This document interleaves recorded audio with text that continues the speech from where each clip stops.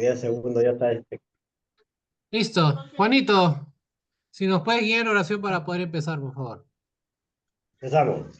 Ujú. Oremos, hermano. Gracias, Dios. Gracias, Padre eterno, por permitir que estos hijos tuyos, Señor, se reúnan en esta noche para escuchar, Señor, a nuestro Maestro, guiado por ti, Señor, lo que queremos conocer más de ti, Padre Santo, para ilustrarnos, Señor, para alimentarnos de tu palabra, Señor. Gracias, Padre, por los que están presentes y por los hermanos ausentes. Te pedimos, Señor, que la mayoría están delicados de salud o razones tendrán que no pueden asistir, Señor. Están delicados, cuídalos, protégelos, Señor. Y te pedimos, Señor, que nos des sabiduría, nos des entendimiento para poder entender lo que nos vas a hablar el día de hoy por medio de tu siervo Julito, Señor. Gracias, Padre, cuida de nuestro pueblo, de nuestras familias, Señor. Esta peste sabemos que pronto pasará. Eternamente agradecido vivimos a ti, Señor, todos tus hijos en esta tierra. En el nombre de Cristo Jesús, tu Hijo amado, te damos las gracias. Amén. Amén. A ver, hermanos, creo que ya hace 2 semanas ya, La terminamos última el etapa. capítulo 9. La Toca última etapa. entrar. Ya estamos casi en la recta final de la carta del libro de Hebreos. Eh, y en el estudio del capítulo 9 salió una pregunta, y esa pregunta me la volvió a hacer alguien en la iglesia que ve el video, que ve los videos grabados, ¿no? Porque si bien no todos los hermanos pueden conectarse de repente por el horario y demás, hay hermanos que sí ven la grabación, ¿no? Y me decía, ¿por qué? Hay algo que siempre me preguntan a mí, ¿por qué Jesús, siendo Dios, no apeló a su divinidad? ¿Por qué tuvo que pasar por eso? Y eso es una cosa, por ejemplo, que hace que el Islam, ¿no? No crea que Jesús ha sido Dios, porque Dios no se rebajaría a eso. Y es más, acá Calixto me podría también corroborar el dato de que los testigos de Jehová también se saltan, ¿no? El sacrificio en la cruz, ¿no? O sea, ahí no estuvo Jesús, ¿no? O sea, no se lo saltan, ¿no? No, no, los testigos sí creen en el sacrificio de Jesús, pero no creen que fue en una cruz, sino en un madero. O sea, sí creen, pero en un madero, en un solo madero. Lo que no creen que es Dios y no creen que es un ángel, el arcángel Miguel, pero sí creen en el sacrificio de Jesús. Claro, pero me refiero a su divinidad, pues, ¿no? O sea, no se le saltan ese hecho de la divinidad, ¿no? Igual que los musulmanes, ¿no? Los musulmanes no pueden aceptar la divinidad porque un Dios no podría hacer lo que hizo Jesús, ¿no? En ese Es que para sentido. para el testigo de Jehová, Jesús no es Dios, pues Jesús es un ángel. Nada, Era- es un profeta, nada más dice. No, no es Dios, dice. Ujú. Entonces, yo les compartí un texto de Gálatas en el grupo de la iglesia, que es el siguiente.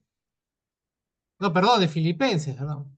Que es Filipenses 2, 5, 11. Dice que hayan ustedes el mismo sentir que hubo en Cristo Jesús, que siendo en forma de Dios, ¿no? Y acá reafirma la divinidad de Cristo, no estimó el ser igual a Dios como cosa que aferrarse, sino que se despojó a sí mismo y tomó forma de siervo y se hizo semejante a los hombres, y estando en la condición de hombre se humilló y a sí mismo y se hizo obediente hasta la muerte y muerte en cruz, ¿no?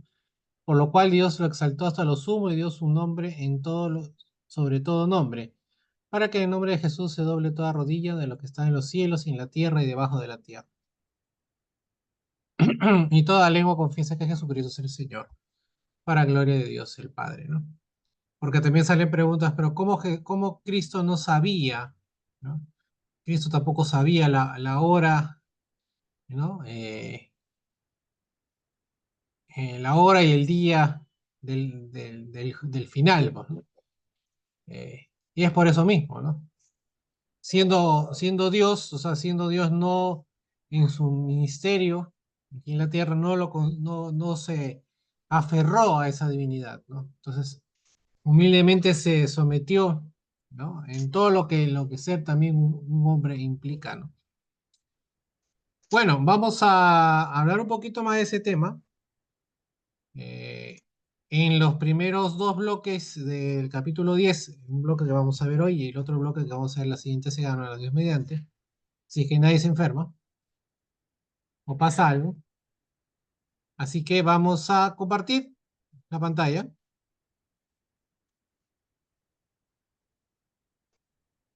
para poder leer el texto que toca el día de hoy. Entonces vamos a ir a nuestras Biblias, vamos a abrir Hebreos capítulo 10, versículos del 1 al 10. Reina Valera contemporánea dice lo siguiente: la ley es apenas el contorno de los bienes venideros y no su imagen real. Por eso jamás podrá ser perfectos a los que cada año se acercan a Dios para ofrecer los mismos sacrificios. Si en realidad pudiera, entonces los que rinden este culto una vez limpios dejarían de ofrecerlos, pues ya no tendrían más conciencia de pecado. Pero con estos sacrificios cada año se hace memoria de los pecados, porque la sangre de los toros y de los machos cabríos no puede quitar los pecados. Por eso, al entrar en el mundo, Cristo dijo: no quieres sacrificio y ofrenda, pero me has dado un cuerpo. No te agradan los holocaustos ni las expiaciones por el pecado. Entonces dije: mi Dios, aquí estoy para hacer tu voluntad, como está escrito de mí en el libro. A decir primero, no quieres ni te agradan sacrificios, ni ofrendas, ni holocaustos, ni expiaciones por el pecado, cosas que se ofrecen según la ley. Y luego añadir: aquí estoy para hacer tu voluntad. Quítalo primero para establecer esto último. Por esa voluntad somos santificados mediante la ofrenda del cuerpo de Jesucristo, hecha una sola vez y para siempre.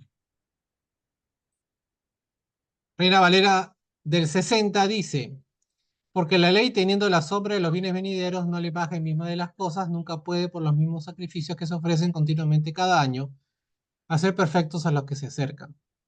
De otra manera, cesarían de ofrecerse, pues los que tributan este culto limpios una vez no tendrían ya más conciencia de pecado. Pero en estos sacrificios cada año se hace memoria de los pecados, porque la sangre de los toros y de los machos cabríos no puede quitar los pecados. Por lo cual, entrando en el mundo, dice: sacrificio y ofrenda no quisiste, más me preparaste cuerpo. Holocaustos y expiaciones por el pecado no te agradaron. Entonces dije: he aquí que vengo, oh Dios, para hacer tu voluntad como en el rollo del libro que está escrito en mí. Diciendo primero: sacrificio y ofrenda y holocaustos y expiaciones por el pecado no quisiste, ni te agradaron, las cuales cosas se ofrecen según la ley. Y diciendo luego: he aquí que vengo, oh Dios, para hacer tu voluntad.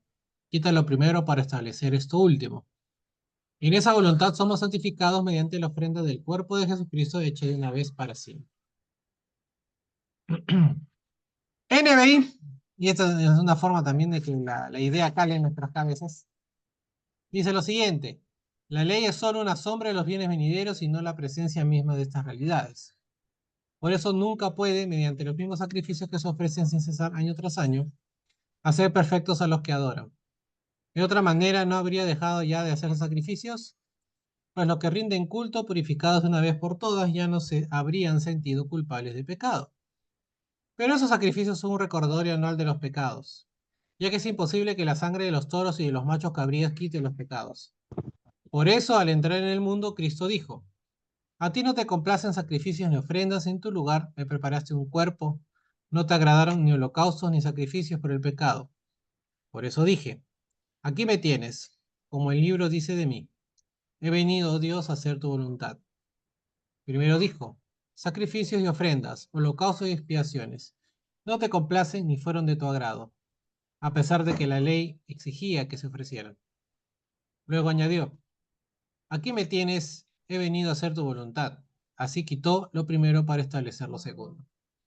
Y en virtud de esa voluntad somos santificados mediante el sacrificio del cuerpo de Jesucristo ofrecido una vez y para siempre.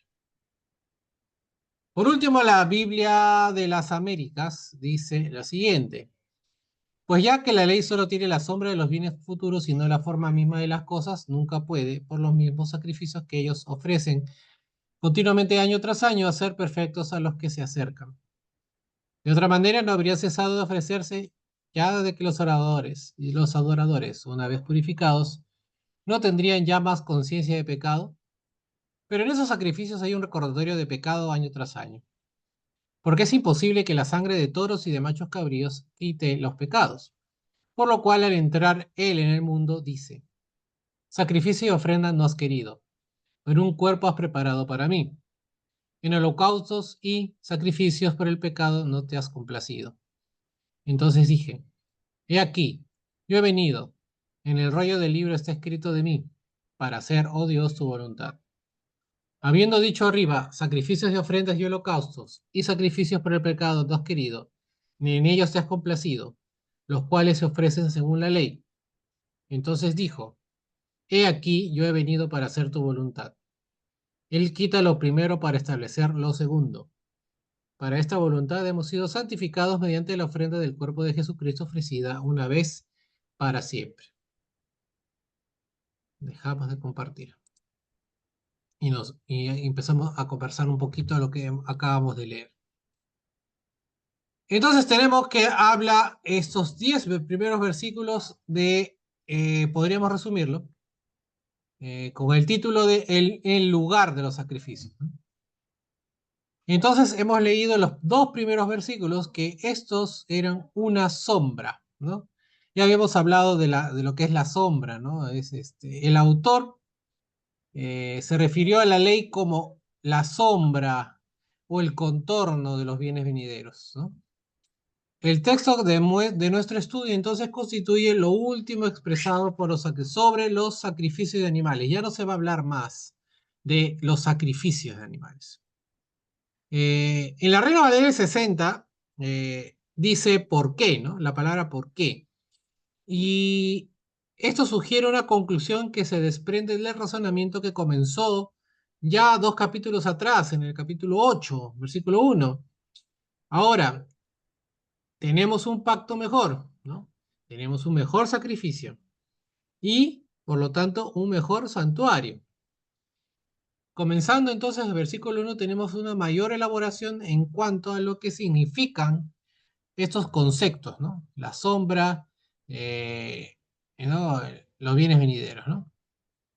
Una sombra, para un poco recordar y que quede grabado en nuestras mentes qué es la idea de la sombra, ¿no? La sombra es un concepto del viejo pacto, que es meramente un esbozo de los beneficios superiores del nuevo pacto presentes en el reino de Cristo. La palabra se utiliza como una sombra y como un presagio, ¿no? Los viejos sacrificios sirvieron como un presagio señalando cosas que fueron típicas, ¿no? O simbólicas de lo que vendría en Cristo.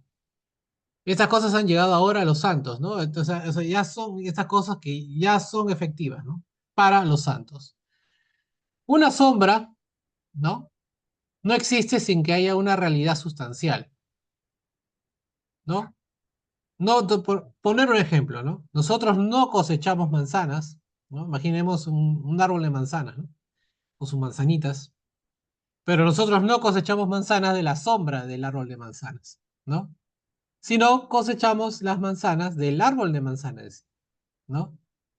Eh, entonces, el volver a la ley, ¿no? Como pretendían estas personas, algunas de estas personas que eran los que recibieron en primer lugar esta carta, eh, es comparable entonces con intentar cruzar un arroyo sobre la sombra de un puente, ¿no?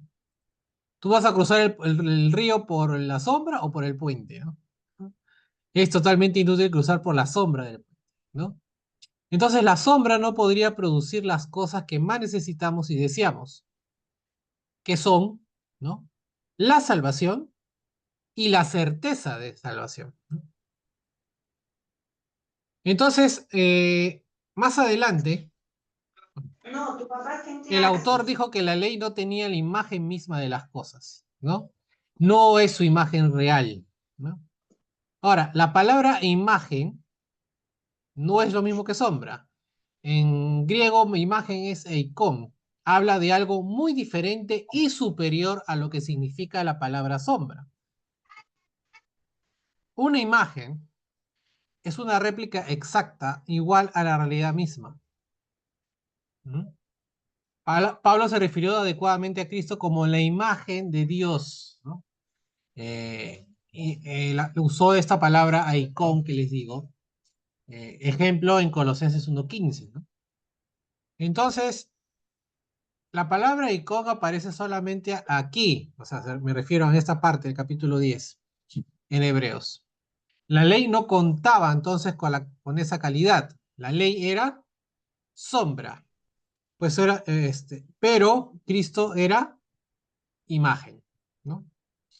Una sombra puede aparecer una y otra vez, sin embargo, jamás puede ser la sustancia. La idea es paralela a un pintor que hace un esquema o boceto preliminar antes de comenzar un retrato. Las ceremonias levíticas, por lo tanto, son sombra. Sirvieron como el anteproyecto de la sombra sumo sacerdotal de Cristo, que constituye la obra maestra ya terminada. Pablo utilizó un texto similar en referencia a la ley en Colosenses 2:17, donde llamó una sombra de lo que está por venir, ¿no? Entonces vamos entendiendo la diferencia entre sombra e imagen, ¿no? Entonces, hablando de la imagen, Cristo es el icón, entonces, ¿no? O la imagen misma de Dios. También se habla de esto en 2 Corintios 4:4. Él es la imagen perfecta del Padre, a quien no podemos ver, ¿no? Cristo dijo, ¿no? Quien me conoce a mí, conoce al Padre, al Padre. Entonces, no es la sombra, es la imagen. Estos pasajes nos muestran que Cristo es el perfecto que nos ofrece el perfecto orden en contraste con el viejo pacto. Pablo declaró que la plenitud misma de Dios habitaba corporalmente en Jesús, ¿no? ¿Dónde dice esto? En Colosenses 1:19 y en Colosenses 2:9.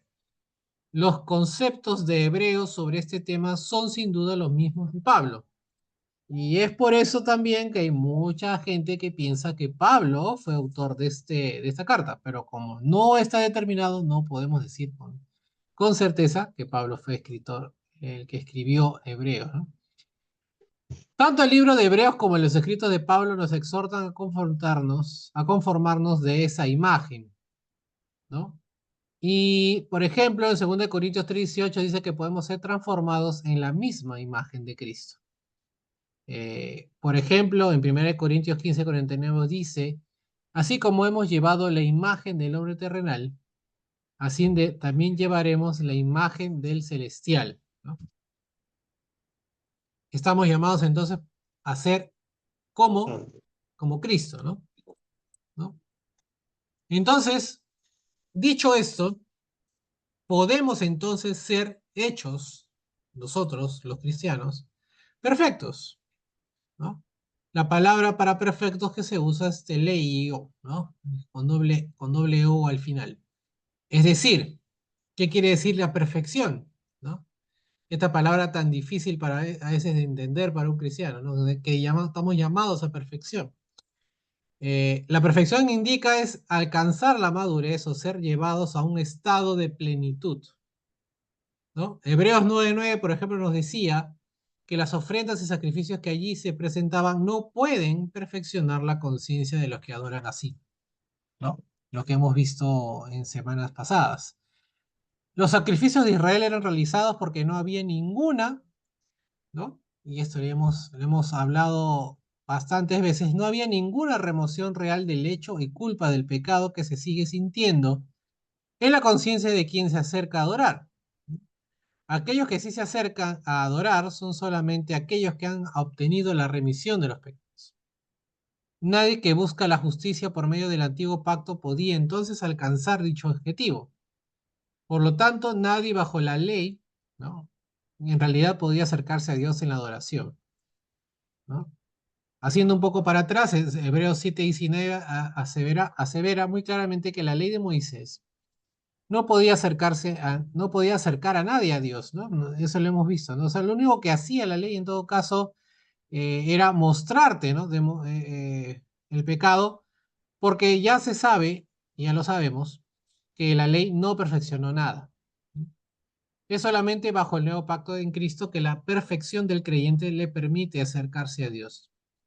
Esta madurez incluye un crecimiento continuo a ser más como Jesús, en otras palabras, un perfeccionamiento de la santidad, ¿no? Ahora, ¿cuáles son los bienes, ¿no?, que se mencionan en el versículo 1? Estos tienen que incluir la esperanza mejor, el mejor sacrificio, la redención eterna y la salvación. Todos proporcionados por nuestro mejor sumo sacerdote. Todo mediante un nuevo y mejor pacto. También incluye una limpieza real en la mente del acto y culpa del pecado. Acceso a Dios eterno y la posesión definitiva o morada del cielo mismo.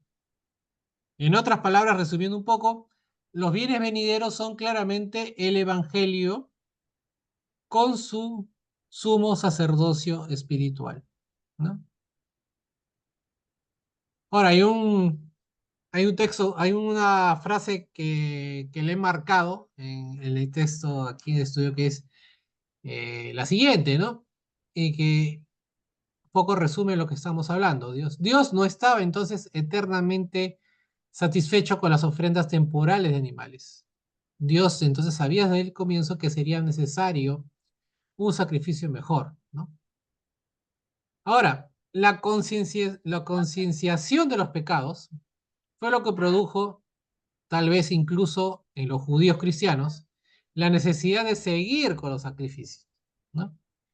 La conclusión lógica a la que se recoge del versículo 12 es que el templo, ¿no?, y esto también se desprende de otros textos que ya hemos leído, el templo todavía funcionaba, ¿no?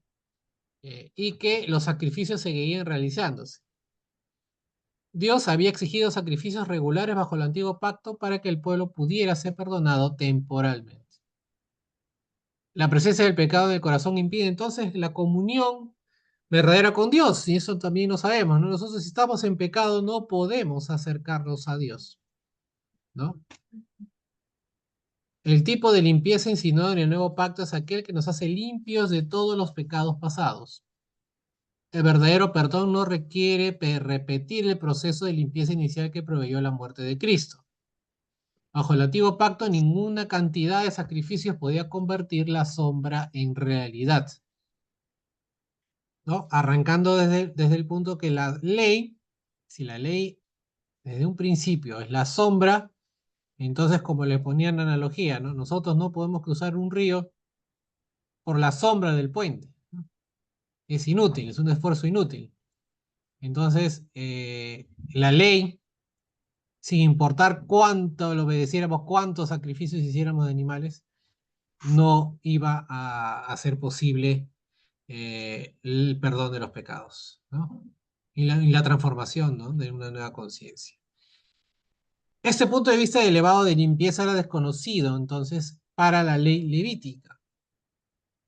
Ahora, la palabra limpios, ¿no?, en griego catarizo, está en tiempo perfecto, ¿no?, indicando una acción efectuada en el pasado con un resultado presente y continuo. No necesitamos ningún reconocimiento o concienciación de los pecados pasados, pues estos ya no existen en nuestras vidas. Nosotros, cuando nos bautizamos, ya no tendríamos que recordar los pecados, no tanto recordar, sino que ya no debería afectarnos, ya no debería sentir culpa de pecados cometidos antes de ese tema, del bautismo, ¿no? Yo siempre le suelo decir a ustedes que el viejo hombre, ¿no?, el hombre que clavamos en la cruz de manera simbólica en el bautismo, tiene una utilidad, ¿no? ¿No? El recordarlo, ¿no? No para sentirnos mal por lo que fuimos, pero tiene una utilidad de sentir piedad por los que aún no encuentran a Cristo, ¿no? Eh, Porque si encontramos a alguien en pecado, debemos recordar que también nosotros tuvimos esa condición, ¿no? Entonces, si se le tiene que estar dando medicina, por ejemplo, a un paciente repetidamente, es evidente que el medicamento no lo ha curado, ¿no? la enfermedad puede ser detenida para que no se perjudique aún más al paciente. Sin embargo, esto no constituye una cura total. Una vez perdonado, la persona puede reconocer la enormidad de sus pecados, al igual que lo hizo Pablo, y aún así no ser abrumado por el temor al castigo, pues sabe que tiene perdón completo por medio de Cristo. Por el contrario, la ley fue diseñada para que el adorador estuviera continuamente inquieto por su pecado. La palabra para fieles en el versículo 2 proviene del autreu, que es una forma de la palabra usada en 9.6 para culto, ¿no? En 9.6 se usa la palabra latreias, que quiere decir servicio sacerdotal. Entonces, todo cristiano es ahora, ¿no?, un sacerdote, ¿no?, como dice Primera de Pedro 12.5 y versículo 9, ¿no? ¿Hasta aquí algo que quiera comentar? ¿Seguimos?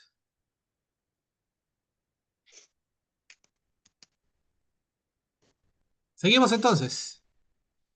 Bien. Versículos. Sí, Juanito. No, no, seguimos, está bien. Seguimos. Listo.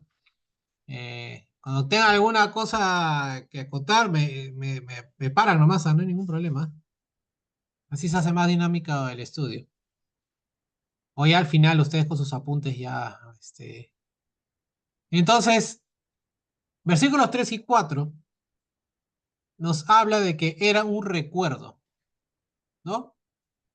Entonces, al final, el recordatorio anual de los pecados, ¿no?, porque al final es un recordatorio anual, el del día de la expiación, ¿no?, en hebreo llamado Yom Kippur, eh, con sus sacrificios y todo, entonces era solamente un recordatorio de los pecados, ¿no?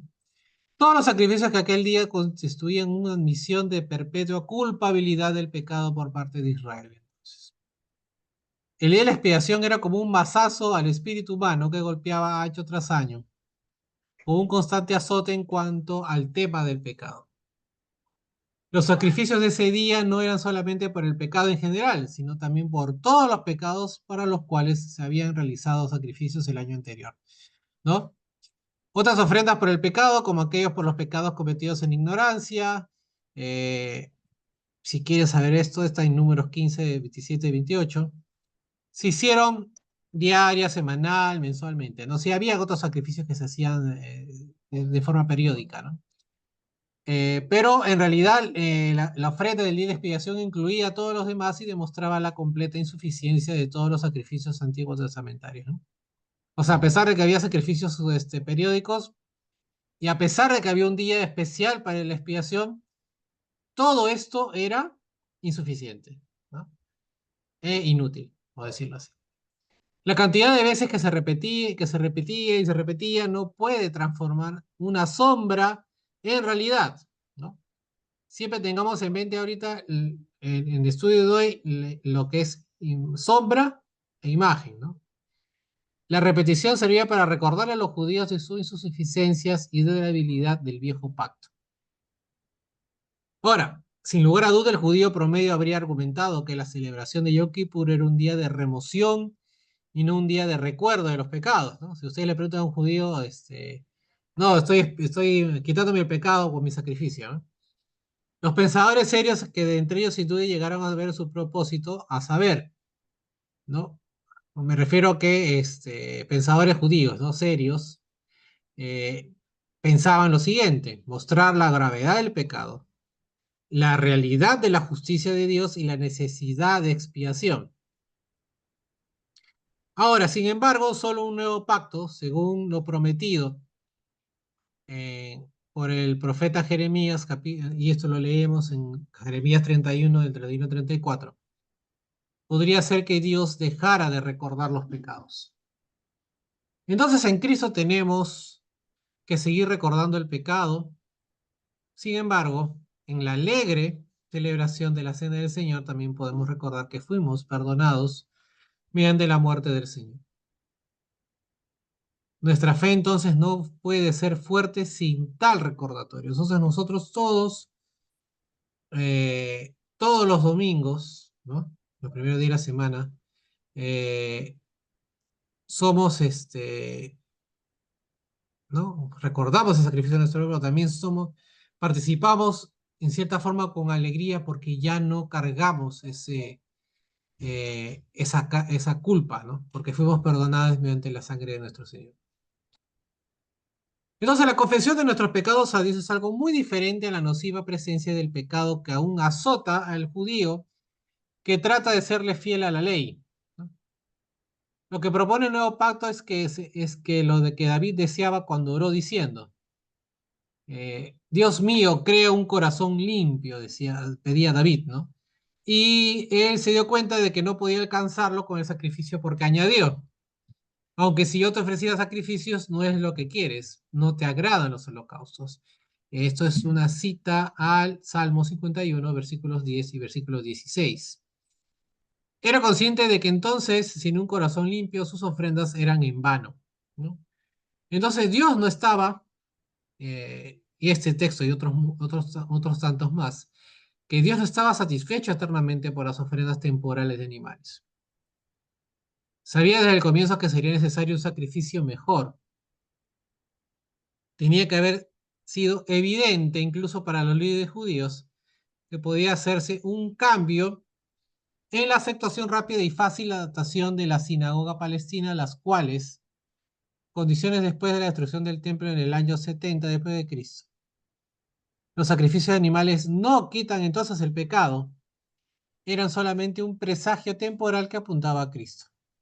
Los primeros lectores de Hebreos tuvieron que entonces aceptar tal cambio con fin de ser fieles al Mesías, ¿no? Porque al rechazar a Cristo, los judíos hoy crean para sí un problema al buscar la manera bíblica de tratar el pecado. Sin duda, muchos reconocen que la sangre animal no puede quitar el pecado, ¿no? Hemos hablado justo de eso ahorita, ¿no?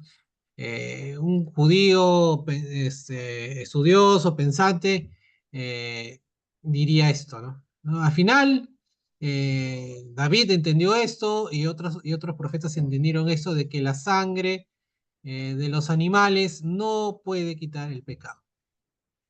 Para cuando se escribió Hebreos, esta realidad, esta verdad o esta realidad era probablemente un refrán muy conocido que podría haberse basado en la declaración de David o lo dicho por otros profetas. En Miqueas 6:7, por ejemplo, el profeta reconoció que Dios no estaba satisfecho por una ofrenda o al que alguien realizara el sacrificio supremo de su propio hijo. Por supuesto, los paganos eran condenados por realizar sacrificios humanos. Dios no requirió de tal acto en ningún momento a pesar del caso excepcional de la prueba de Abraham con Isaac, ¿no? Y nace la pregunta, ¿no? O sea, si bien no, Dios le pidió a Abraham sacrificar a su hijo Isaac y que de manera material ese sacrificio no se realizó. Pero ese sacrificio de la mente y corazón de Abraham sí se realizó, ¿no? Entonces eso demuestra la obediencia de Abraham, ¿no? Pero efectivamente Dios no, fuera de esta excepción, no requirió eh, de tal prueba de sacrificios humanos, ¿no? Ahora, tal vez en el mundo pagano se tenía cierta comprensión del pecado. Nada excepto la justicia y disposición misericordiosa de un Dios podía lograr el perdón. Sin embargo, la mayoría de las deidades paganas de los antiguos mitos poseían poco de estas cualidades, ¿no? Para un pagano, ¿no? O sea, para alguien que seguía estas religiones no abrámicas, o sea, no era judío ni cristiano. El perdón podría haberse producido de manera como algunos lo perciben hoy, a saber, Dios es misericordioso y perdona nuestros pecados por decreto, ¿no? Porque sí, ¿no?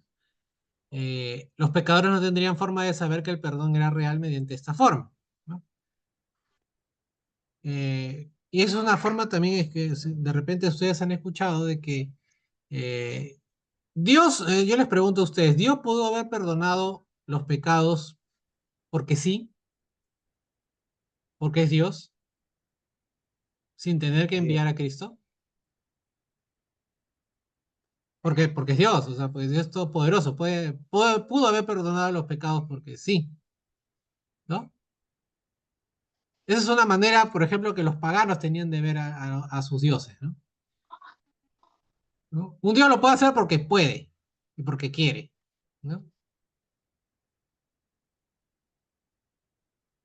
Ahora, si nos ponemos a pensar de esa forma, que si nuestro Dios hubiera podido perdonar nuestros pecados porque quiere y porque puede, eh, ¿y por qué habría mandado a su Hijo a morir por nosotros? Porque contradeciría uno de sus atributos, que es un Dios justo, ¿no? Y al ser un Dios justo, y la ley, eh, la paga del pecado es la muerte, ¿no? Entonces, de una forma u otra, había que tener sangre de por medio para perdonar los pecados, ¿no?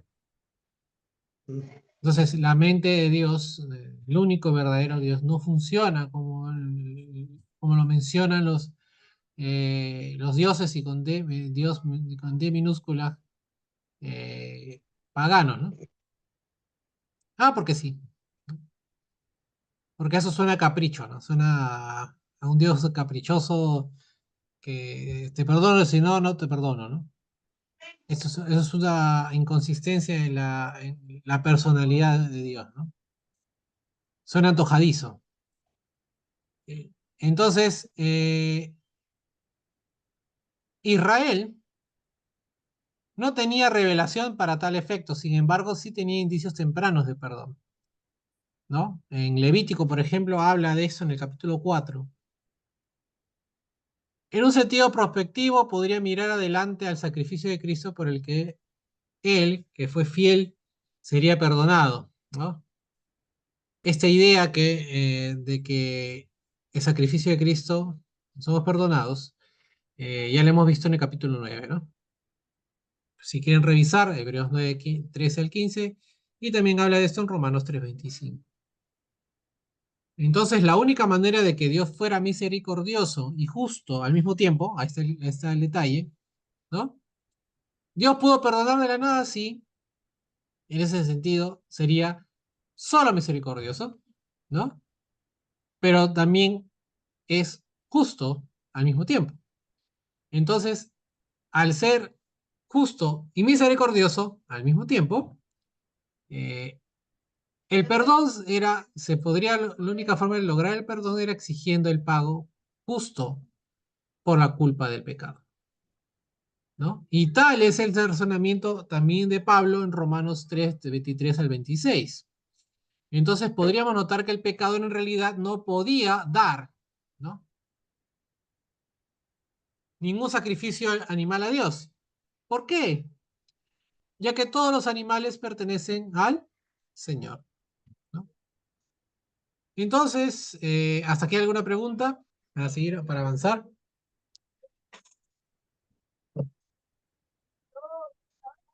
Seguimos entonces.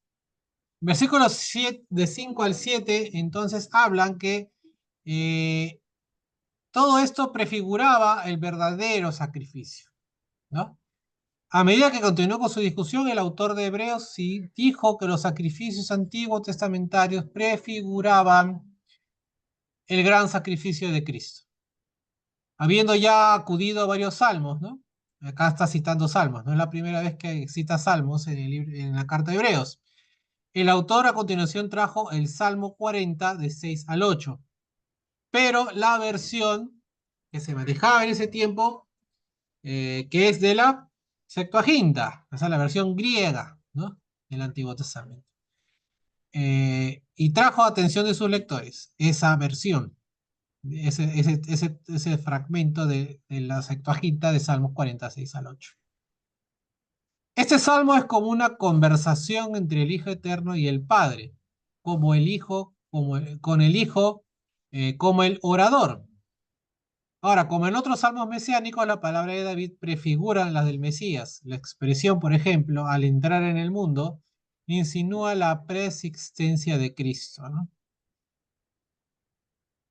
¿no? Porque Cristo nació, ¿no? De mujer, pero esto no significa que Cristo no haya existido desde el principio, ¿no? Desde el principio de manera es eterno igual que el Padre. Ahora, la palabra hebrea para no me has dado un cuerpo, ¿no? Quiere decir literalmente has cavado oídos para mí o has abierto oídos para mí, ¿no? Si se tendría que leer literal del hebreo, ¿no? Ahora, sin embargo, aquí se está parafraseando de la Septuaginta. O sea, eh, no está agarrando el texto hebreo en sí, sino a la adaptación del hebreo al griego. La expresión original pudo haber sido un modismo que sugiere la creación de un cuerpo, por lo que la frase se tradujo correctamente, pero como me has dado un cuerpo. La frase entonces, has cavado oídos para mí, quería dar a entender que el siervo que se sometía a la perforación de su oreja, sería un siervo perpetuo, obediente y sumiso a su amo desde ese momento. ¿Dónde vemos esta idea? ¿No? El de has cavado oídos, ¿no? O sea, no sé si estoy entendiendo esta parte, ¿no? El texto hebreo original para Salmos 46:8, al decir, ¿no? Ha cavado oídos para mí, es como que te hace un hueco en la oreja, ¿no? Es como si se fuese a poner un arete, ¿no? Como las vacas, ¿no? Cuando la vaca que le ponen su tag, o sea, su etiqueta, ¿no? Esto que le hace la vaca, le va a poner una etiqueta, le ponen en la oreja, ¿no? Con un número o una cosa así, ¿no? Ahí está la gente de Cajamarca que para la granja Porcón. Eh, igual, ¿no? Y al ser esa persona que perforaba su oreja, lo convertía en un servo perpetuo, obediente y sumiso a su amo, desde ese momento. Entonces, hay un ejemplo de esto en Éxodo 21:6, ¿no? Si es que quieren ver qué es lo que significa abierto oídos, ¿no?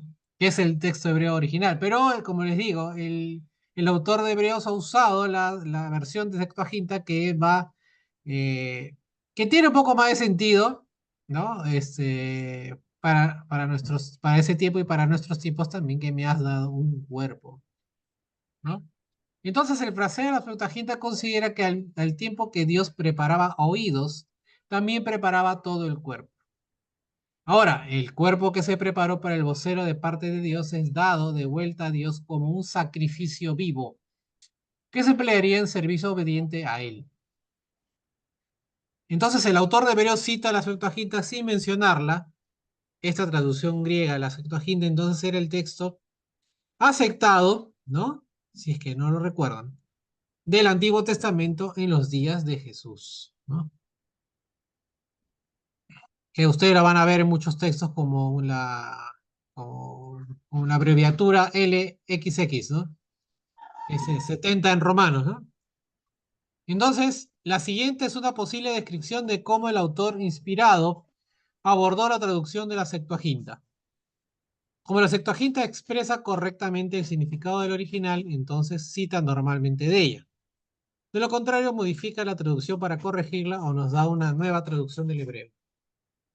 Entonces nos excederíamos al asumir que Dios bendijo la Septuaginta de manera que incluso parafrasearla, perdón, parafraseada, ella dé el verdadero significado del texto, ¿no? Este podría ser la manera que incluso parafraseada ella dé el verdadero significado del texto. Esto podría ser el caso, ¿no?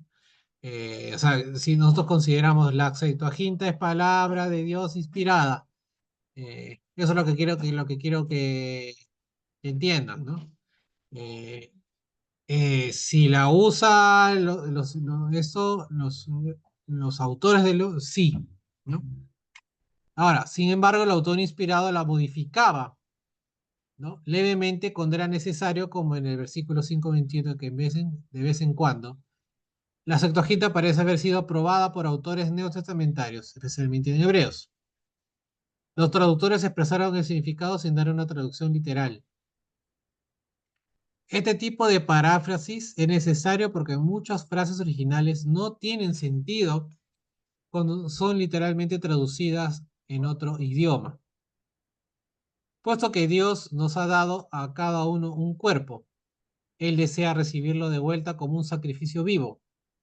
Sin embargo, el autor pudo haber hecho una propia paráfrasis original, como a menudo lo hacen los predicadores al poner un texto. Les voy a poner un ejemplo práctico de que a veces lo que se dice en un idioma no tiene sentido en nuestro idioma. Eh, ¿Ustedes saben cómo se dice cuando alguien estornuda en inglés?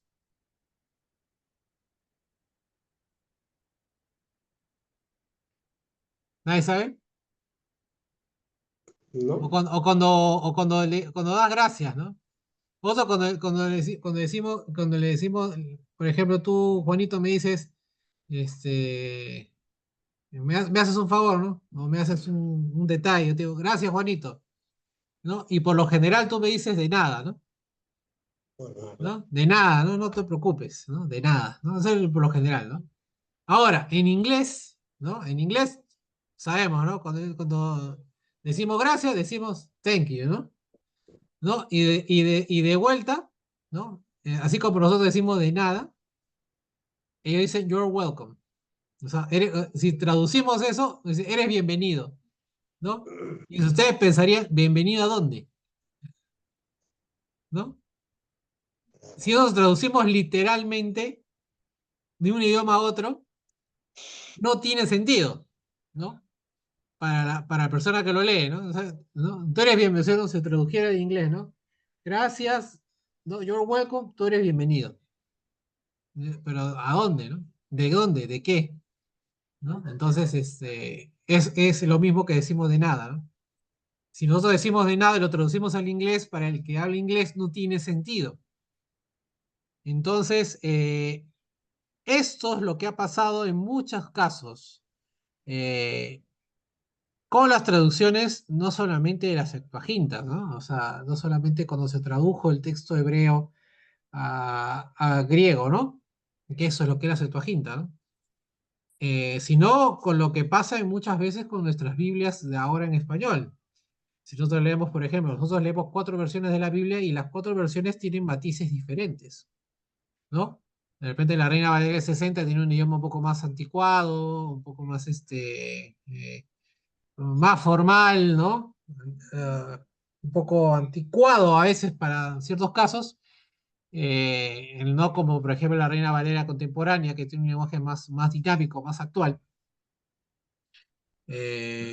Algunas Biblias ya abusan de la compresión de textos, ¿no? De comprimir ideas. ¿No? Hay una Biblia que es verdecita, Dios habla hoy, no sé si la han leído alguna vez. Inclusive hay pasajes de esa Biblia, bueno, esta es una NBI, que tanto comprimen el texto que salen versículos pegados, ¿no? Por ejemplo, ¿no? Hay un texto que dice versículo 15 y 16, ¿no? Que hablan de una sola idea y lo ponen como una sola idea, ¿no? Entonces comprimen el texto, ¿no? Para no tanto salvaguardar el texto, sino para que la persona que lo lea tenga idea de lo que se está hablando, ¿no? O sea, no es definitivamente ese tipo de Biblias no sirven para el estudio. Pero creo que, no sé si me entienden el punto de vista, ¿no? Eh, Esto de adaptar el texto a las necesidades, ¿no? De lo que se quiere hablar, no solamente se hicieron en las traducciones modernas o en las traducciones de idioma a idioma, también lo hicieron los autores, ¿no? De las cartas del Nuevo Testamento para dar y explicar los puntos que querían explicar, ¿no? Y eso se considera también inspirado por Dios, ¿no? Pero no, espero no haberlos enredado. Entonces, seguimos el versículo 6, ¿no? El versículo 6 del texto, y espero que toda la Biblia a la mano, señala la falta de agrado que Dios tenía en los sacrificios del Antiguo Testamento. pues no efectuaban la salvación del pecado. La expresión no quieres, ¿no?, de versículo 5 significa que Dios no había querido ni propuesto tales sacrificios. Más bien se agradó plenamente de la muerte de Jesús para cumplir con exactamente lo mismo. Entonces, gracias al sacrificio de Jesús, Dios puede mirar de nuevo con placer al hombre redimido, como lo hizo en el jardín del Edén antes de la caída, ¿no? O sea, lo mismo cuando veía a Adán y a Eva antes de la fruta, ¿no? Así ve entonces Dios al hombre redimido. Ahora, en el versículo 7 hay una frase que dice, en el libro, ¿no? En el texto original hebreo del Salmo 47 denota el extremo de cualquier cosa, ¿no? La punta de un zapato, la pata de una mesa. Se refiere también a la cabeza o a la perilla de una vara en la que estaba envuelto un manuscrito. En este caso, la perilla representaba ese tipo de rollo y así se ha traducido el versículo, ¿no? El rollo del libro, como dice en Reina Valera del 60, es la idea literal, puesto que los libros más antiguos en el momento que se escribió Hebreos eran conformados en rollos, ¿no? Ustedes saben que ustedes han visto el dibujito de cómo son los libros, ¿no? Además, en los templos, las sinagogas judías actuales están, la Torá está escrita en un rollo, ¿no? ¿No? Entonces el rollo lo agarraban así, como un mango, como una perilla, y lo jalan así, ¿no? Lo despliegan así, ¿no? Y van leyendo, ¿no? Lo desenrollan. Entonces, en este caso, el libro, ¿no? Cuando dice el versículo 7, en el libro, ese libro es la ley de Dios, ¿no? Todo lo que Jesús hizo fue cumplir con lo que estaba escrito en el rollo del libro, de la ley, ¿no? Que se llevó a cabo sobre todo cuando fue su muerte. En referencia a la ley, en el versículo 8 aclara el significado de la palabra rollo en el versículo 7. La declaración que dice, como está escrito de mí en el libro, fue sacada a relucir por Lutero, ¿no? Como el significado de que queda por escrito. Entonces, lo que queda por escrito tiene un carácter inquebrantable, ¿no? Ahora, Jesús se refirió a los salmos como parte de la ley, al citar Salmos 82:6 en Juan 10:34. Esto sugiere que todo el Antiguo Testamento puede a veces ser llamado la ley, ¿no? Si el rollo que se menciona en Hebreos 17 es solamente el Pentateuco, entonces el volumen de 5 secciones también tiene que contener referencias a Cristo, ¿no? Por ejemplo, Génesis 3:15, Génesis 49:10, Deuteronomio 18:15 al 18, ¿no? A pesar de que fue la voluntad del Padre que su Hijo fuera un sacrificio, fue también la libre voluntad del Hijo mismo, ¿no? Los holocaustos eran consumidos. Entonces, en su totalidad, al parecer, comenzando con Abel, David escribió, mi Dios, aquí estoy para hacer tu voluntad. Pero en realidad era Cristo en el Espíritu haciendo esta declaración. Entonces la profecía se cumplió con su venida al mundo y cumplió perfectamente con la voluntad de Dios. Ahora, de David, ¿qué podemos decir de David? David solamente podemos decir que hizo parcialmente la voluntad de Dios. Sin embargo, de Jesús se puede decir que la hizo sincera y totalmente. Recordemos que el Espíritu de Cristo estaba en los profetas del Antiguo Testamento. Estos a menudo no entendieron totalmente lo que decían o escribían.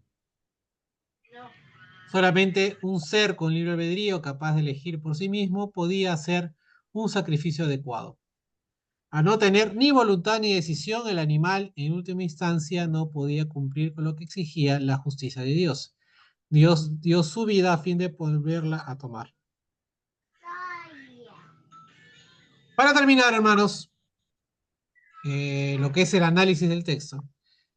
Versículos del 8 al 10 nos hablan de que esto constituía el primer pacto, ¿no? El autor dijo que estos sacrificios formaban parte del antiguo, entiéndase, primer pacto, ¿no? Para explicar lo que cita Hebreos, o sea, lo que es el texto de Salmos 46:8, Citó una vez más parte de él para dar énfasis. Una vez más, el presente pasaje tiene el carácter de un sermón, al igual que el 13:22. De esta cita, Cristo es el vocero. Este sabía mucho antes de traer el nuevo pacto que el antiguo sistema de sacrificios era infructuoso. Él vino a la tierra entonces para obedecer perfectamente la voluntad de Dios.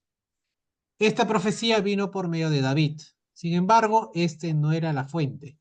Para hacer la voluntad de Dios, Cristo sería el que quita lo primero. Esto es, quita el primer testamento o sistema.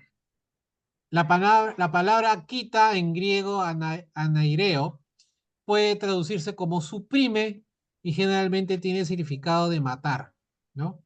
Entonces, el viejo es quitado, una palabra fuerte que denota la abolición total, ¿no? Ya no más la ley, la forma del sacerdocio levítico, ¿no? La ley, ya no más. El antiguo pacto tuvo que ser removido para dar lugar al segundo. El autor hizo hincapié en este punto, diciendo en efecto, en Salmos 40, 6, 8, como se acaba de citar, Jesús estaba haciendo la voluntad de su Padre al venir. Ofreció su cuerpo para librarnos del yugo de la servidumbre infligida por la ley y con el fin de dar una segunda voluntad o testamento. A quitarlo primero para establecer esto último, como dice el versículo 9. Cristo entonces eliminó el antiguo pacto, ¿no? Vayamos a un texto bíblico, a ver quién llega primero. Romanos capítulo 7, versículos del 1 al 7.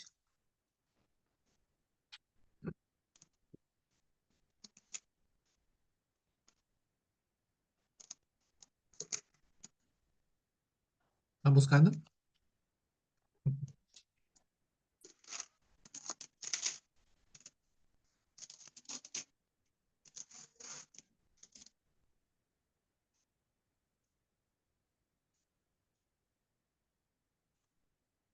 ¿Vale?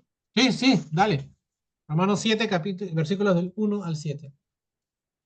Versículo, Del 1 al 7. correcto. Ahora pertenecemos a Cristo. Ujú.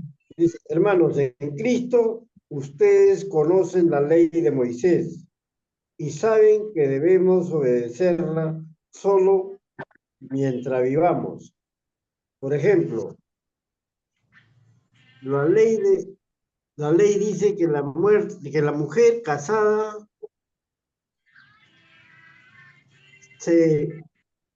es- o sea, ser esposa de su marido solo mientras él viva. Ujú. Pero si su esposo muere, ella quedará libre de la ley que la unía a su esposo. Si ella se va a vivir con otro hombre mientras su esposo vive todavía, se podría culparla de ser infiel a su esposo. Pero si su esposo muere, ella quedará libre de esa ley y podía volver a casarse sin que se le acuse de haber sido infiel. Ahora, algo parecido sucede con ustedes, mis hermanos. Por medio de la muerte de Cristo, ustedes ya no están bajo el control de la ley. Ahora ustedes son de Cristo, a quien Dios resucitó, de modo que podemos servir a Dios haciendo el bien. Cuando vivíamos sin poder dominar nuestros malos deseos, la ley solo servía para que deseáramos hacer más lo malo. Y así todo lo que hacíamos nos separaba más de Dios.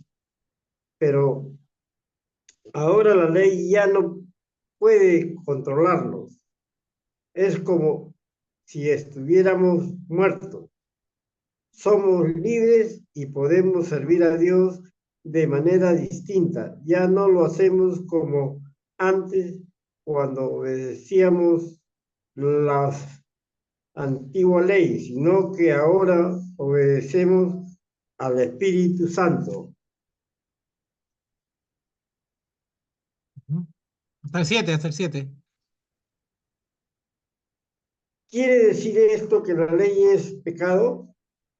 Claro que no, pero si no hubiera sido por la ley, ya no habría entendido lo que es el pecado.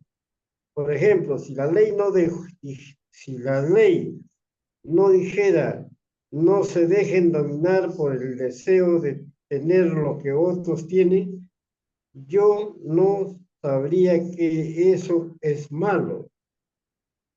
Cuando no hay ley, el pecado no tiene ningún poder.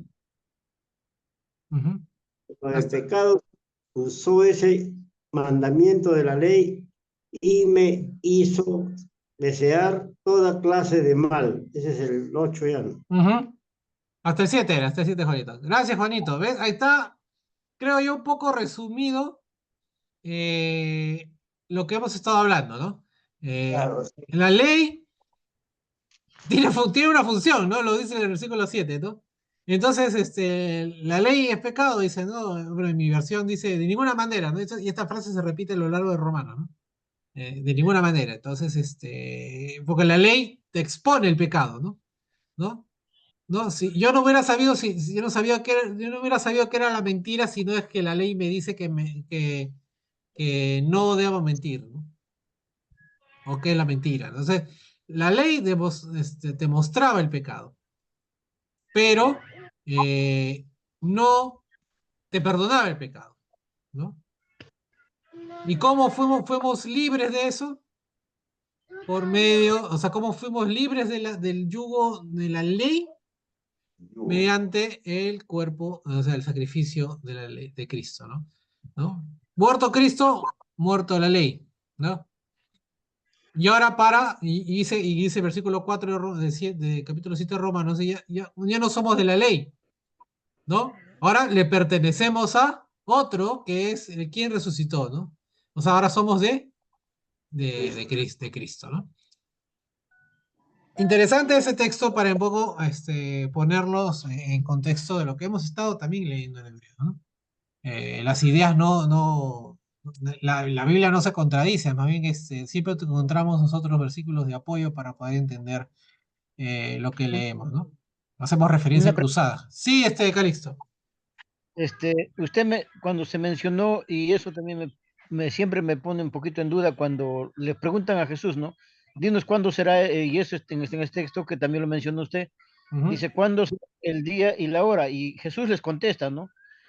Ni el, no lo sabe ni el Hijo, o sea, estaba refiriéndose a él, ujú, sino el Padre. ujú. Entonces, esto quiere decir que Jesús no estaba en su divinidad plena como Dios en la tierra. No, no, no. No, sí, era completamente Dios. Pero a lo que voy es, el ser Dios no se aferraba al hecho de ser Dios mientras estuviera en la tierra. O sea, él podía usar su divinidad, pero él es como, es un Porque acto puro de humildad. O sea, lo que hemos leído en Filipenses, ¿no? O sea, él es un siervo y quería que todos entendieran que él vino en calidad de siervo, ¿no? Vino a cumplir una misión. Por eso también le decían los ladrones de la cruz, no, si eres Dios, bájate, no, bájate, sálvate a ti mismo. ¿Lo pudo haber hecho? Sí, claro que lo claro.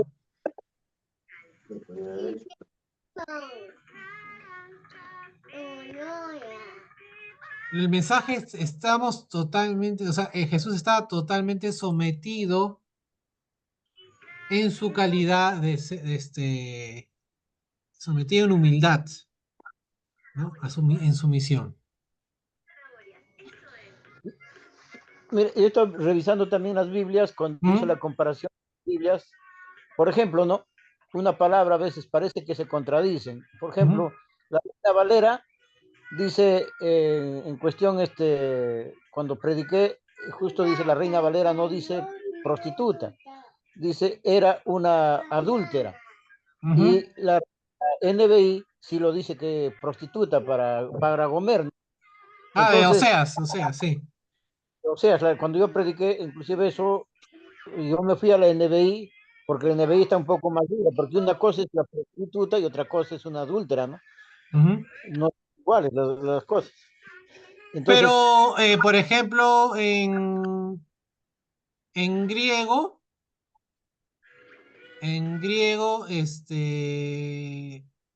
la palabra es porneia, ¿no? Y porneia tiene un significado inclusive más amplio, porque, por poner el ejemplo, ¿no? Porneia puede ser, ¿no? Fornicación y puede ser idolatría, claro, ¿no? fornicación. Entonces, idolatría también, o sea, es una cosa más, eh, podría entenderse como A, una cosa más amplia, o B, es una cosa más grave aún, ¿no? Entonces, la adaptación de las versiones, eh, mientras no le quite el sentido de lo que quiere decir, porque tanto ser adúltera como ser pues, prostituta son cosas malas, ¿no? Y creo que ambas palabras nos dan el sentido de lo que, de la calidad de persona que era la esposa de Oseas, ¿no? Y como tú bien dijiste en tu prédica, y es correcto que los hijos de esta mujer no eran los hijos, ¿no? ¿No? Entonces, eh, y no, yo no creo que sea una contradicción en sí, sino que son usos de las traducciones, o sea, adaptación de las palabras, ¿no? Por ejemplo, hermano, yo me he ido a la interlineal, por ejemplo. Claro, Inclusive sí, la interlineal es NBI Correra Valera del 60. Sí, eso es. la interlineal de los testigos de Jehová se ¿Ya? contradice total con su Biblia, y la interlineal no se contradice de los testigos de Jehová con la de la iglesia cristiana o inclusive de la iglesia católica, ¿no?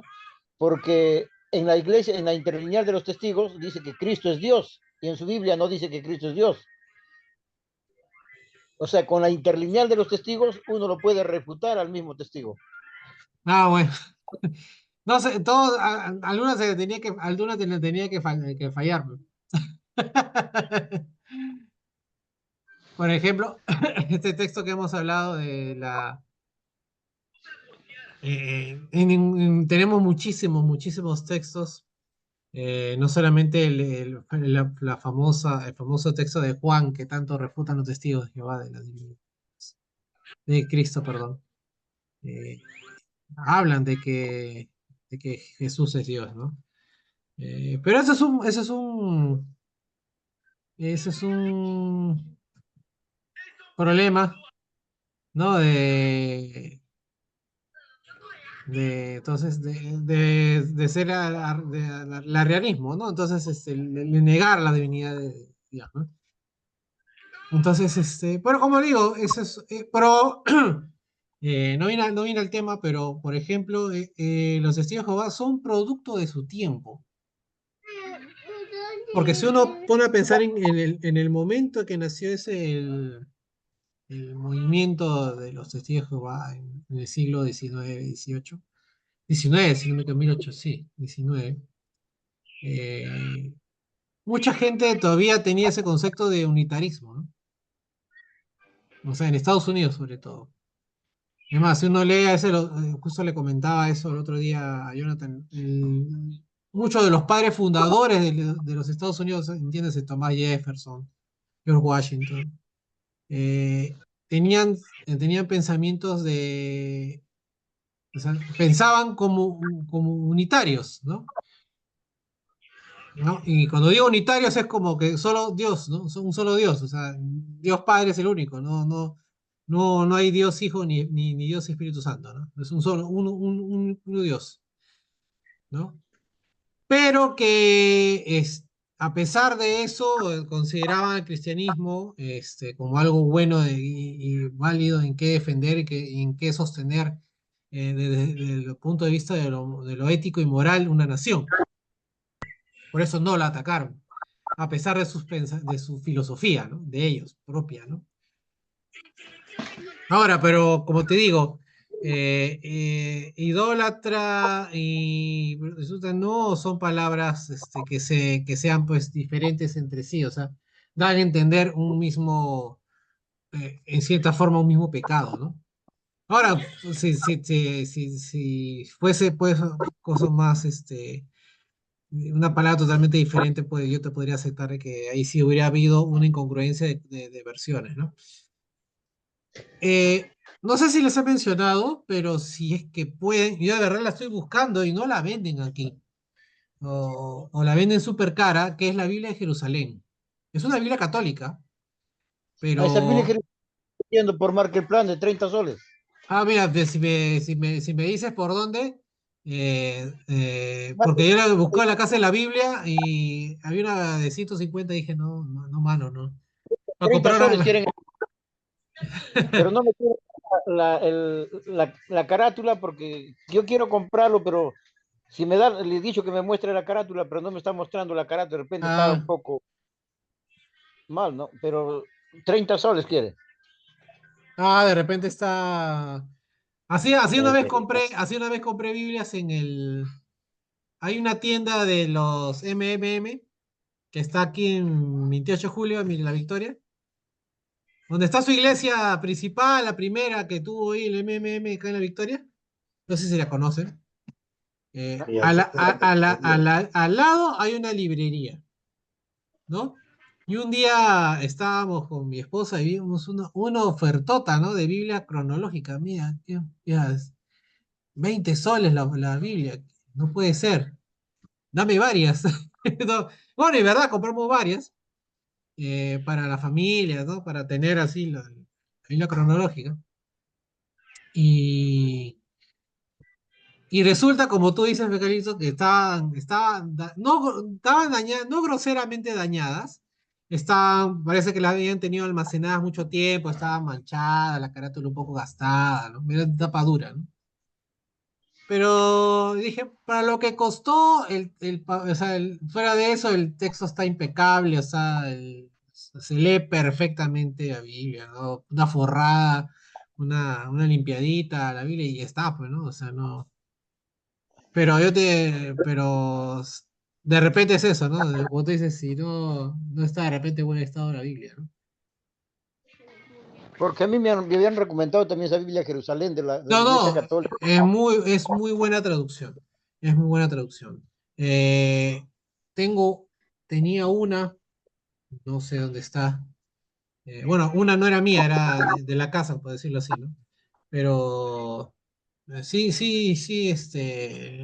yo tengo una Reina Valera 1909 que es buena, pero es dura de leer en el sentido que usa el lenguaje antiguo, ¿no? O sea, ahí sí, si la Reina Valera te parece anticuada, la Reina Valera del 1909 es recontra anticuada, ¿no? Pero esa Biblia, Reina Valera del 1909, tiene detallitos que se perdieron en la 60, ¿no?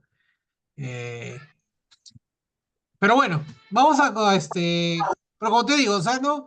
Si las palabras como pasa aquí, por ejemplo, ¿no? Eh, si nos dan a entender un mismo, si no nos sacan del sentido de lo que quiere decir el autor, yo no tengo ningún problema, por ejemplo, ¿no? O sea, por eso es que mientras más versiones de la Biblia tengamos, inclusive para hacer nuestros estudios, para hacer nuestras reflexiones, precas y demás, mejor, ¿no? Ahora, regresando a la pregunta de Calixto, ¿no? O sea, eh, Cristo vino a la tierra, a su ministerio, no solamente, y bueno, principalmente es el de dar su vida en sacrificio vivo por la humanidad, ¿no? Eh, de atrás para adelante temporalmente, o sea, Claro, para la humanidad de atrás y los que estaban ese día y para nosotros que estamos en futuro, ¿no? Sino a someterse como totalmente como siervo, ¿no? ¿No? Y someterse como siervo es decir, yo no voy a usar de manera voluntaria lo que es la divinidad, ¿no? Hola, hijo. Ujú. Entonces seguimos. Ya vamos a acabar, ya vamos a acabar. Pero este pasaje de Romanos de verdad es bastante útil para un poco entender lo que hemos estado hablando. Entonces, el autor de Hebreos sabía, ¿no? Y nosotros sabemos, que la ley autorizaba sacrificios, ¿no? Eh, el Levítico del capítulo 1 al capítulo 7 habla de esto, ¿no? De los detalles de los sacrificios, ¿no? Y por eso, de nuevo, si no han leído Levítico, como les recomendé antes del estudio de Hebreos, se vuelvan a leer, entendamos un poco de lo que estamos hablando. Sin embargo, también sabía que los profetas los habían considerado, esos sacrificios, como algo sin valor cuando el corazón del adorador no estuviera verdaderamente arrepentido en el momento de la ofrenda. Ejemplo de estos, hemos hablado de Oseas 6, capítulo 6, versículo 6. También habla de esto Isaías, capítulo 1, 11 al 14. También habla de esto Miqueas, capítulo 6, 6 al 8. Entonces, por lo tanto, leemos en nuestro texto, no quieres ni te agradan, dice el versículo 8, ¿no? Entonces, en vista de que así era, ¿no? Dios había planeado desde la eternidad proveer una mejor ofrenda. Versículos 9 y 10. La ofrenda de Cristo resolvió entonces el problema una vez y para siempre. Palabra griega, y esa palabra griega es clave, que es epapax, ¿no? Esta palabra griega del versículo 10 también aparece, ha aparecido ya en el capítulo 7, versículo 27 y el capítulo 9, versículo 12, ¿no? Mediante la ofrenda de Cristo somos entonces santificados, ¿no?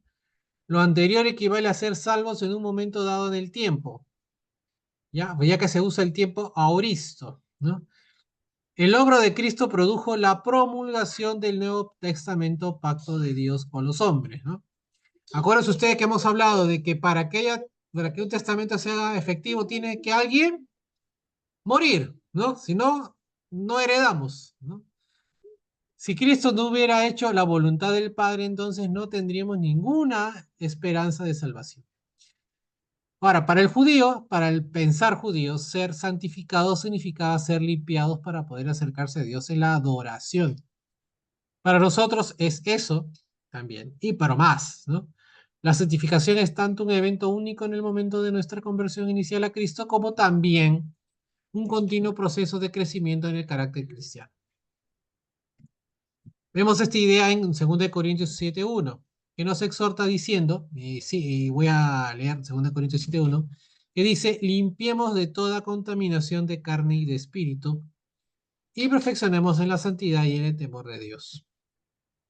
Estas dos cosas, ¿no? Para terminar, resumen de todo el texto. Estas dos cosas eran necesarias para que Jesús cumpliera la voluntad del Padre, ¿no? En primer lugar, tenía que haber un cuerpo preparado para él, lo que ocurrió en su nacimiento. Segundo lugar, tuvo que quitar el viejo sistema. El Señor conocía el propósito de su venida mucho antes de que viniera a la tierra.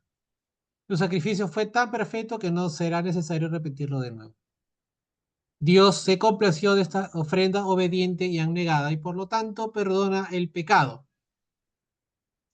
Estando en el cielo, Jesús sabía lo que era necesario entonces para salvar a la humanidad. Voluntariamente ofreció su sangre de su vida para salvar a no uno, ni a pocos, ni a muchos, sino a todos los seres humanos que lo acepten, ¿no? Juan 3:16, ¿no? Listo, hermanos, eso ha sido el estudio de hoy. ¿Alguna anotación final que quieran hacer? Son un cuarto para las 9. Yo pensé que esta clase iba a ser corta en realidad, pero veo que no. Me confié, hermanos, me confié.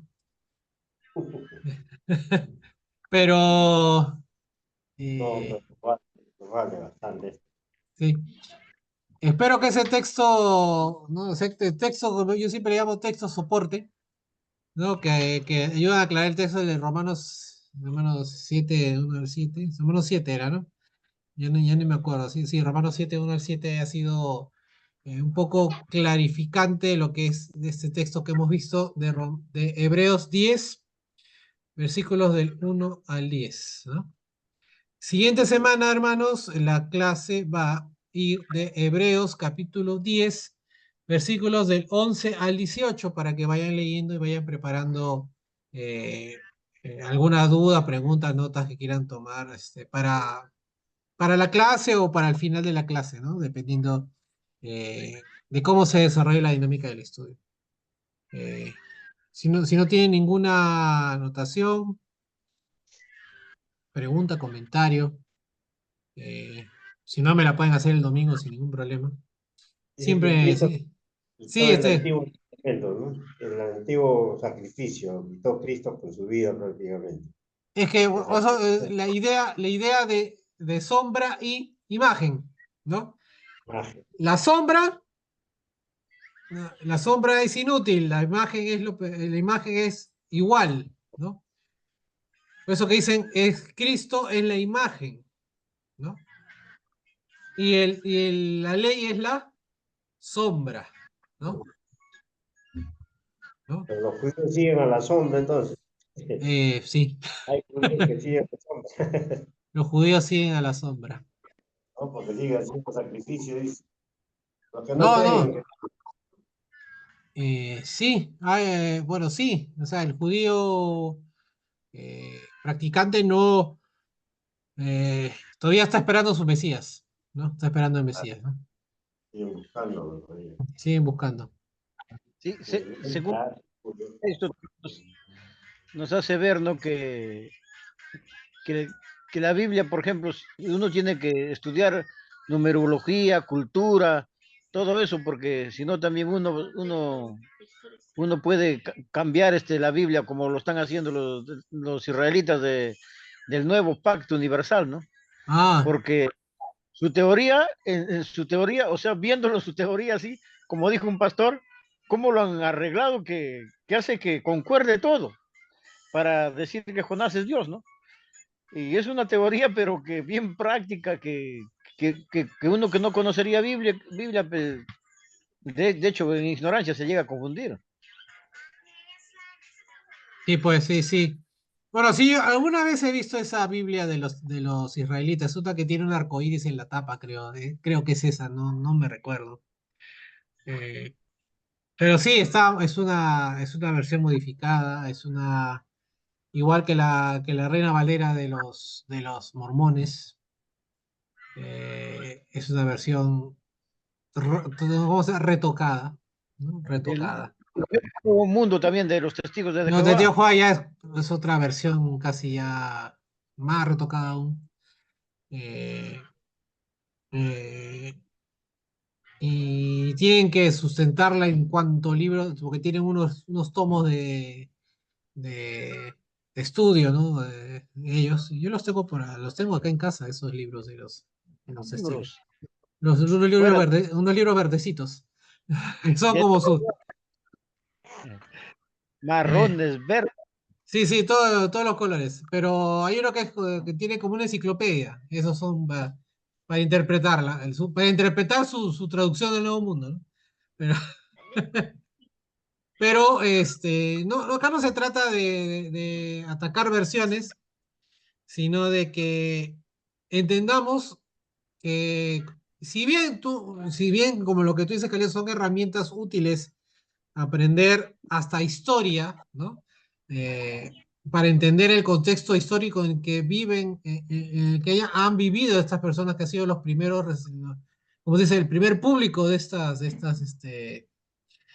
cartas. Lo mismo les dije yo en Corinto, por ejemplo, qué pensaba, cómo vivían, cómo actuaban, ¿no? Cuál era su economía, cuál era ¿no? Su forma de pensar, su filosofía de la gente, por ejemplo, en Corinto, ¿no? Cuando estudiamos Corinto, primera carta de Corinto, ¿no? Por eso entendíamos que habían templos y que se desarrollaban comidas en los templos y por eso se prohíbe ¿no? el consumir carne de esos templos.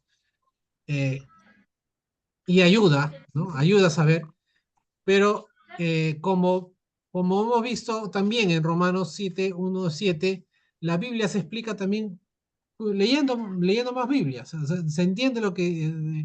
y esa debería ser siempre nuestra fuente principal de estudio. La Biblia se explica a sí misma, ¿no?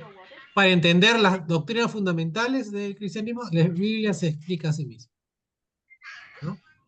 Y yo nunca los voy a alentar a leer libros, habiendo muy buenos libros teológicos, cuando tenemos a la palabra de Dios que se explica por sí misma, ¿no? O sea, la palabra de Dios sirve para instruir, enseñar, redarguir todo, porque es así, ¿no?